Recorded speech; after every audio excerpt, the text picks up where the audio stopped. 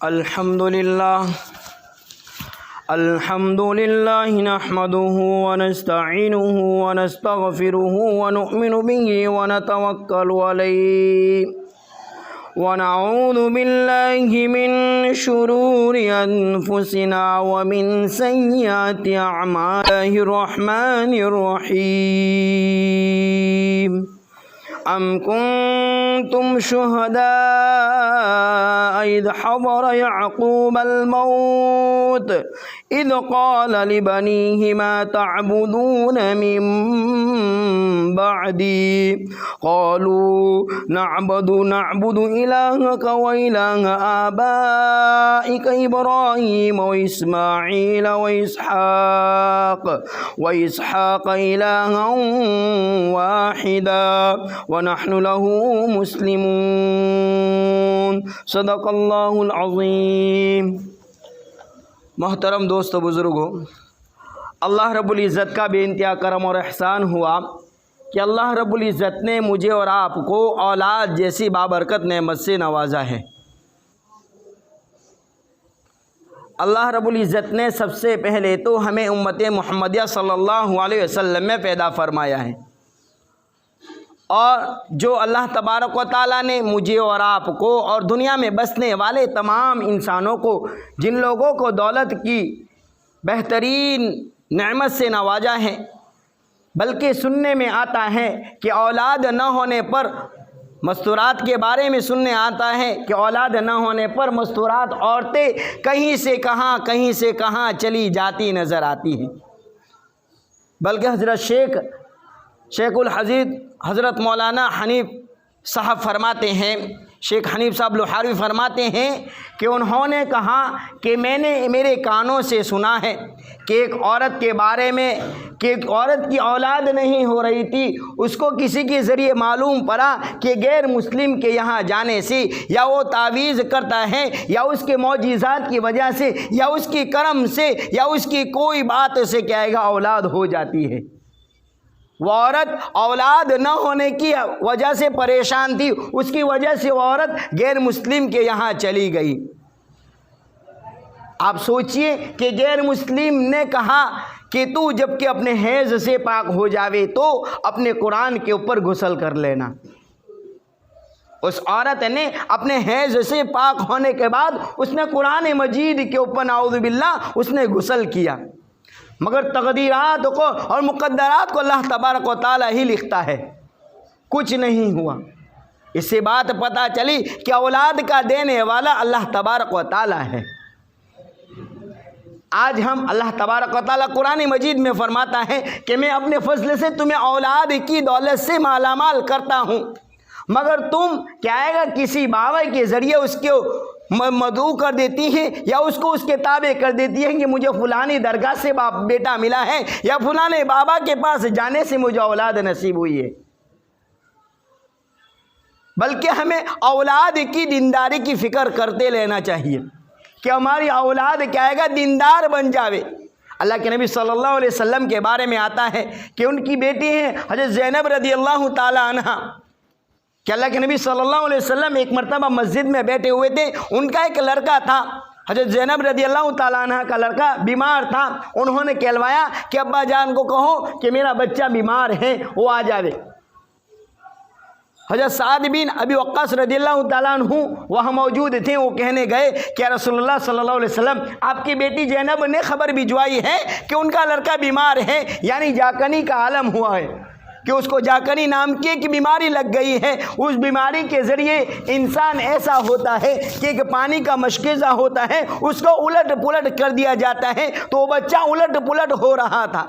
اللہ کے نبی صلی اللہ علیہ وسلم نے کہا کہ بیٹی صبر کرو، میں ایک جماعت کے ساتھ دعوت و تبلیغ کے اندر دین کے کام کے اندر مشغول ہوں، دین کے کام کے اندر میں لگا ہوا ہوں، اگر وہ زندہ رہے گا تو اس کو میں دیکھ لوں گا، اگر انتقال ہو جائے گا تو میں اس کو دفن کر دوں گا۔ ہمارے نبی محمد عربی صلی اللہ علیہ وسلم نے ہمارے نبی نے کیا ہے گا اپنی اولادوں کو دینداری سکھائی تھی کہ تو صبر کر۔ جبکہ اللہ کے نبی صلی اللہ علیہ وسلم مجلس سے فارغ ہو گئے اور جب گھر تشریف لائے تو اس بچے کو وہ الٹ پلٹ ہو رہا تھا، اس بچے کو ہاتھ میں لیا تو اللہ کے نبی صلی اللہ علیہ وسلم کی آنکھوں میں آنسو آ گئے۔ حضرت سعد بن ابی وقاص رضی اللہ تعالیٰ عنہ وہ صحابی موجود تھے، انہوں نے کہا کہ یا رسول اللہ صلی اللہ علیہ وسلم انت تبکی، کیا آپ روتے ہو؟ اللہ کے نبی صلی اللہ علیہ وسلم نے کہا کہ سعد میرا بھی دل ہے،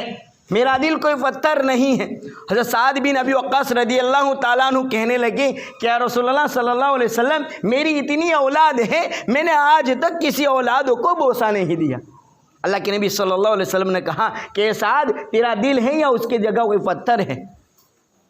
کہ ہمیں کیا ہے اپنے اولاد کی دینداری کی فکر کرنا چاہیے۔ کہ ایک مرتبہ اللہ کے نبی صلی اللہ علیہ وسلم بازار میں جا رہے تھے اور ان کے ساتھ ان کے نواسے حضرت حسن رضی اللہ تعالیٰ عنہ تھے کہ راستے میں کھجور دیکھا تو بچے تو ہوتے ہیں کہ انہوں نے لے کے کیا اپنے منہ میں ڈال دیا۔ اللہ کے نبی صلی اللہ علیہ وسلم نے حضرت حسن رضی اللہ تعالیٰ عنہ کے گلے سے اس کھجور کو انگلی ڈال کر نکالا اور کہنے لگے کہ حسن یہ مجھے صدقے کی کھجور لگ رہی ہے، ہماری قوم میری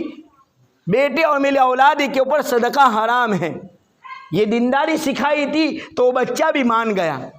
آج ہم دینداری نہیں سکھاتے تو کیا ہے گا اپنی اولاد کیا ہے گا نافرمان نکلتی ہے، اولاد کیا ہے ماں باپ کی خدمت نہیں کرتی ہے، بلکہ انسان دیکھتا ہے جس انسان کی اولاد نہیں ہوتی ہے وہ دیکھتا ہے کہ فلانے کی اولاد نافرمان ہے، فلانے کی اولاد اپنے والدین کو گالی گلوچ کرتی ہے، فلانے کی اولاد اپنے والدین کے ساتھ بدسلوک کرتی ہے، تبھی وہ انسان اولاد نہ ہونے کی وجہ سے اللہ تبارک و تعالیٰ کے سامنے اولاد کی دعائیں مانگتا ہے۔ بلکہ اولاد کا سب سے زیادہ جو ہوتا ہے جو تکلیف اٹھاتی ہے سب سے پہلے تو وہ عورت اور ماں اٹھاتی ہے کہ 9 مہینے تک اس بچے کو اپنے پیٹ میں اپنے رحم میں رکھتی ہے، بلکہ جب کہ حمل ٹھہر جاتا ہے اس عورت کو مطلب یعنی کہ الٹی ہونا شروع ہو جاتی ہے، اس کی کمر درد کرتی ہے، اس کو رات کو نیند نہیں آتی، وہ تمام تکلیفیں برداشت کر لیتی ہیں تاکہ میری اولاد ہو جائے۔ ایسی تکلیفوں کے باوجود اللہ تبارک و تعالی ہمیں اولاد دیتا ہے تو ہم اس اولاد کو کیا آئے گا کسی درگاہ کے اوپر جا کر یا کسی بابے کے ذریعے اس کو نسبت دے دیتے ہیں کہ میں وہاں گئی تھی یا میں وہاں گیا تھا تو مجھے اللہ تبارک و تعالیٰ نے اولاد دے دی ہے، بلکہ اولاد کا دینے والا اللہ تبارک و تعالیٰ ہی ہے۔ کہ ہمیں چاہیے کہ اپنی اولاد کو دیندار بناوے، اپنی اولاد کو دینداری سکھاوے۔ دنیا سکھانا کوئی بری بات نہیں ہے۔ اللہ کے نبی صلی اللہ علیہ وسلم نے کہا کہ اپنی اولاد کو دیندار بناؤ تاکہ وہ کل قیامت کے دن سرخرو ہو جاوے۔ کہ ہمیں چاہیے کہ اپنی اولادوں کو دیندار بنانے کی کوشش کرتے رہے، کہ اپنی اولاد جب کہ دیندار بنے گی تو اللہ تبارک و تعالیٰ نے فرمایا کہ جب کہ دیندار بنے گی تو تمہارے انتقال کے بعد کیا آئے گا تمہاری اولاد تمہاری قبروں پر آ کر فاتحہ درود کرے گی۔ بلکہ ایک مرتبہ ایک واقعہ ہے، حضرت شیخ حنیف لوہاروی فرماتے ہیں کہ انہوں کو کہتے ہیں کہ میرے کانوں نے سنا تھا کہ عید الاضحیٰ کا موقع تھا، کسی چند بچوں نے کہا تھا ایک انسان کو کہ چل قبر پر جاویں، سب جا رہے ہیں، بلکہ اس کے الفاظ شیخ حنیف صاحب بیان نہیں کرتے بلکہ اس کا مطلب ایک بیان کر دیا تھا کہ اس کا کہنے کا مقصد اور مطلب یہی تھا کہ وہ کہنے لگا کہ باپ جاوے جہنم کی بھاڑ میں۔ دینداری نہ سکھانے پر اس کی زبان پر کیا آ گیا کہ باپ جاوے جہنم کی بھاڑ میں، مجھے تو ذبح کر کر پیسے کمانے ہیں۔ یعنی عید الاضحیٰ کا موقع تھا، بقرعید کا موقع تھا، وہ کہنے لگا، وہ بچہ کہنے لگا کہ مجھے تو جانور ذبح کر کر کے مجھے کیا ہے گا پیسے ملیں گے، میری باپ کی قبر پر جا کر مجھے کوئی روپیہ پیسہ نہیں ملنے والا۔ یہ نہ دیندار نہ بنانے کی وجہ سے کیا ہے گا اپنی اولاد کیا ہے گی نافرمان نکلتی ہے۔ جو آیت میں نے آپ کے سامنے پڑھی ہے اس میں اللہ تبارک و تعالیٰ حضرت یعقوب علیہ السلام کا ایک واقعہ نقل کرتے ہیں کہ حضرت یعقوب علیہ السلام کی موت کا وقت قریب ہے۔ آپ جانتے ہیں کہ موت کا وقت قریب ہوتا ہے تو اس میت کا کیا حال ہوتا ہے کہ اللہ کے نبی صلی اللہ علیہ وسلم نے کہا کہ قرآن کریم اللہ تبارک و تعالیٰ فرماتا ہے کہ وہ پنڈلیوں پہ پنڈلیاں مارتا نظر آتا ہے اور جب کہ روح نکلتی ہے تو اپنے پیر کے ناخن سے نکلنا شروع ہو جاتی ہے، اور جو تکلیف ہوتی ہے وہ میت کے علاوہ کوئی انسان نہیں محسوس کر سکتا۔ تو حضرت یعقوب علیہ السلام کی موت کا وقت قریب ہے۔ حضرت یعقوب علیہ السلام کی موت کے وقت ان کے 12 بیٹے ان کے پاس موجود تھے. حضرت یعقوب علیہ السلام کی موت کے وقت ان کے 12 بیٹے ان کے پاس موجود تھے کہ ایک بیٹا تو نبی ہے، حضرت یوسف علیہ السلام نبی ہے، اور ان کے 11 بیٹے نبی نہیں ہیں بلکہ وہ ولی ہے. جو واقعہ حضرت یوسف علیہ السلام کے ساتھ جو ہو چکا تھا وہ تو ہو چکا تھا. وہ حضرت یوسف علیہ السلام کے مل جانے کے بعد تمام بھائیوں نے کیا ہے معافی تلافی کر لی تھی اور اللہ تبارک و تعالیٰ کے سامنے توبہ کر لی تھی. ایک مرتبہ کی بات کہیں کہ تمام بھائیوں نے حضرت یعقوب علیہ السلام کو کہا کہ ابا جان آپ ہمارے لیے دعا کر دینا. حضرت یعقوب علیہ السلام نے کہا کہ جی ہاں کوئی بات نہیں، میں تمہارے لیے دعا کر دوں گا مگر رات میں دعا کروں گا. قرآن کریم میں یہ بات تذکرہ موجود ہے کہ لیل کا لفظ استعمال کیا حضرت یعقوب علیہ السلام میں کہ کیا گا میں رات میں دعا کروں گا، کیونکہ جب کہ تہجد کا وقت ہوتا ہے، جب 2 رکعت تہجد پڑھ کر اللہ تبارک و تعالیٰ کے سامنے ہاتھ اٹھاتے ہیں تو اللہ تبارک و تعالیٰ کی رحمت اس کو شایع فغن ہو جاتی ہے اور اس کو اللہ تبارک و تعالیٰ کی رحمت اس کو ڈھانپ لیتی ہے. اسی وجہ سے حضرت شیخ حنیف صاحب لوہاروی فرماتے ہیں کہ آپ اللہ تبارک و تعالیٰ کے سامنے دعا نہ مانگے بلکہ اللہ تبارک و تعالیٰ کے سامنے آپ باتیں کریں، کیونکہ اللہ تبارک و تعالیٰ ہمارا ہے، ہمارا خالق ہے. اللہ تبارک و تعالیٰ خالق تو تمام انسانوں کا ہے، دنیا میں بسنے والے تمام انسانوں کا خالق اللہ تبارک و تعالیٰ ہے، مگر دوست اور محبوب ہمارا ہے. تو ہمیں چاہیے کہ اللہ تبارک و تعالیٰ کے سامنے ہم دعا مانگے تو باتیں کرنے کے انداز میں دعا مانگے. تو حضرت یعقوب علیہ السلام نے ان کے بیٹوں کے لیے جب کہ دعا کی کہ اللہ تبارک و تعالیٰ نے ان کو معاف کر دیا اور اللہ تبارک و تعالیٰ نے ان کو ولی بنا دیا. حضرت یعقوب علیہ السلام نے نصیحت کی کہ میرے بیٹے، جب کہ آپ یعقوب علیہ السلام کی موت کا وقت قریب تھا، آپ جانتے ہو کہ اس وقت یعقوب علیہ السلام نے کہا کہ میرے بیٹے میرے مرنے کے بعد تم کس کی عبادت کرو گے؟ ایک نبی ہے اور 11 بیٹا ولی ہے، 11 بیٹا ولی ہیں، ان کے دماغ کے اندر، ان کی زندگی کے اندر ذرہ برابر کفر نام کی کوئی چیز نہیں ہو سکتی، مگر اپنی اولاد کی دینداری کی فکر باپ کو اپنی موت سے زیادہ ہوئی. تو اولاد کہنے لگی کہ ہم آپ کے بعد آپ بے خوف رہیے، آپ ٹینشن نہ لیں، آپ خوشی خوشی دنیا کو چھوڑ کر جائیے. آپ کے بعد ہم کیا ہے گا، ہم عبادت کریں گے آپ کے رب کی، جو آپ کا رب ہے، جو آپ کے دادا، آپ کے چاچا، اپنے باپ کا، آپ کے باپ کا رب ہے اور آپ کے دادا کا رب ہے. یعنی حضرت اسحاق علیہ السلام آپ کے باپ کا رب ہے، حضرت اسماعیل علیہ السلام آپ کے چچا ہیں، ان کا جو رب ہے اللہ، اس کی ہم عبادت کریں گے، اور آپ کے دادا جو حضرت ابراہیم علیہ السلام ہیں ان کے رب کی ہم عبادت کریں گے کہ وہ ایک ہی معبود ہیں، ہم اسی کی طرف لوٹ کر جانے والے ہیں کہ ہمیں کیا گا اس دار فانی کو چھوڑ کر اپنے مالک کے حقیقت کو جا ملنا ہے. ایک نہ ایک دن اس دنیا کو ہمیں چھوڑنا ہے، ہمیں اس دنیا کے اندر دائمی رہنے کے لیے اللہ تبارک و تعالیٰ نے مجھے اور آپ کو نہیں بھیجا، بلکہ کیا ہے گا آنے کا وقت تو مقرر ہے مگر جانے کا وقت کسی کا مقرر نہیں ہے کہ باپ پہلے آتا ہے اور اولاد بعد میں آتی ہے. مگر جانے کے لیے کیا ہے گا باپ موجود رہتا ہے، اولاد چلی جاتی ہے، اولاد موجود رہتی ہے، باپ چلا جاتا ہے. بلکہ حضرت مدین نور اللہ مرکزہ نے لکھا ہے کہ وہ کہتے ہیں کہ اسرائیلی روایت کے اندر حضرت عیسیٰ علیہ السلام کا ان کی قوم کے معجزہ طلب کرنے کی وجہ سے کیا ہے گا ایک واقعہ نقل کیا ہے کہ حضرت عیسیٰ علیہ السلام کو ان کی قوم نے کیا ہے گا قبرستان میں لے گئے اور ایک پرانی قبر پر انہوں نے کہا کہ اس قبر والوں کو زندہ کرو. واقعہ طویل ہے. حضرت عیسیٰ علیہ السلام نے کہا کہ قم بإذن اللہ یا اہل القبر، اے قبر والے اللہ کے حکم سے تو اٹھ جا. وہ قبر کے اندر حضرت نوح علیہ السلام کا بیٹا شام تھا، کیا اٹھا اور اس کی داڑھی سفید تھی. تو کیا ہے گا سفیدی حضرت مدنی نور اللہ مرکزہ لکھتے ہیں کہ یہ سفیدی سے کیا ہے گا حضرت ابراہیم علیہ السلام کے زمانے سے آئے ہیں. حضرت آدم علیہ السلام سے لے کر حضرت نوح علیہ السلام کے زمانے تک کیا ہے گا ہمارا بچپن تھا، اور حضرت نوح علیہ السلام سے لے کر حضرت ابراہیم علیہ السلام کے زمانے تک کیا ہے گا بلوغ تھا. جبکہ کیا ہے گا امت بلوغ اور بلوغ کو پہنچ گئی، شباب پر پہنچ گئی. حضرت آدم علیہ السلام سے لے کر حضرت نوح علیہ السلام تک جو بچپن تھا اس کے اندر ہم اپنے بچوں کو کیا گا نام سکھاتے ہیں کہ بیٹا اس کو ٹوپی کہتے ہیں، اس کو کرتا کہتے ہیں، اس کو چمچ کہتے ہیں، اس کو تھالی کہتے ہیں۔ تو کیا بچہ بچپن میں کوئی غلطی کرتا ہے اس کو سزا نہیں دی جاتی، مگر جبکہ قوم بالغ ہو گئی، حضرت نوح علیہ السلام کے بعد جبکہ بلوغ کا زمانہ آیا تو اللہ تبارک و تعالیٰ کی طرف سے مسلسل عذابات آتے رہے۔ اور حضرت ابراہیم علیہ السلام کے بعد کیا آئے گا،